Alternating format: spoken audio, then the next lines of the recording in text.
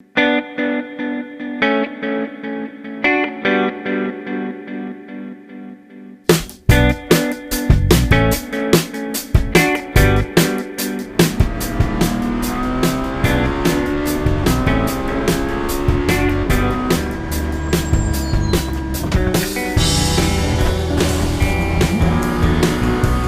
got into racing when I was 15 years old. It actually started a long time before that. When I was 3, I spotted a photo of my dad in a racing car. And since that day, I wanted to become a racing driver. I was 23, and when I peaked, finished 6th in the World Championships. From that point, I had to stop actually because I ran out of money and focused on my business with my brother, a tech company called Obox. And I used the savings from that to get back into racing when I was 29 years old. I called racing teams overseas. Most of them said no, one of them said yes. I went to Italy to do a race, I almost finished on the podium, and it sort of went from there. So as a race car driver, the conditions that you face with are very brutal. You have your intense heat, you have your extreme G-forces, you have your demand for razor-sharp response time, despite complete physical exhaustion. So it's a very unique environment.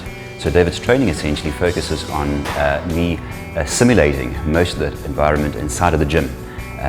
The heat, the response time, and also building in exercises that challenges David to prepare him best for race day, to keep him strong, fit, and very fast. So GT racing is sort of like, it's sports car racing. It looks like, for example, a Ferrari 458, which is what I raced last year.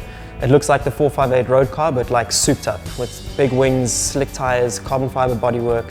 The interior is completely stripped out with just a roll cage, steering wheel and pedals. Very light, capable of 300 kilometers an hour.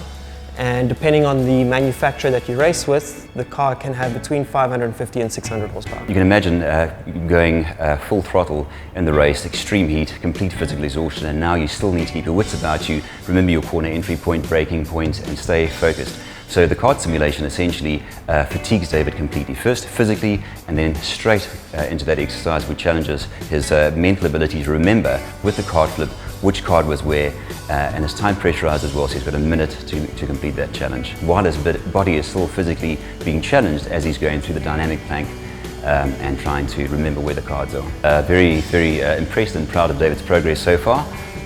We literally started off with him not being able to catch a ball. My dream is actually to get to Le Mans and win Le Mans as a South African. It's much harder than I thought to get into the Le Mans 24-hour, but the team I race for now, they actually won their class last year in Le Mans, so I'm closer than I ever realistically thought I'd get.